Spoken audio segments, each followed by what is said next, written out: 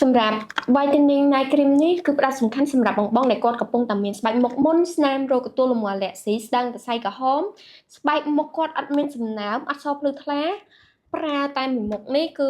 ស្បែកគាត់នឹងសភ្លឺថ្លាមាត់រលោងចេញមកពីខាងក្នុងសបែប fresh តែម្ដងអ្នកទាំងអស់គ្នាសបែប glow glass skin ណាអញ្ចឹងខ្ញុំនឹងមកលាបជាមួយនឹង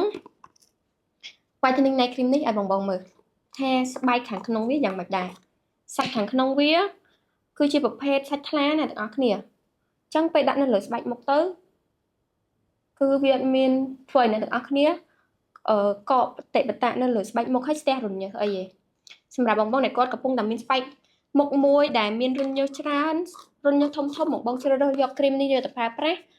ធានាថាល្អខ្លាំងមែនតើជួយចិត្តរញើសអ្នកទាំងអស់គ្នាបានល្អណា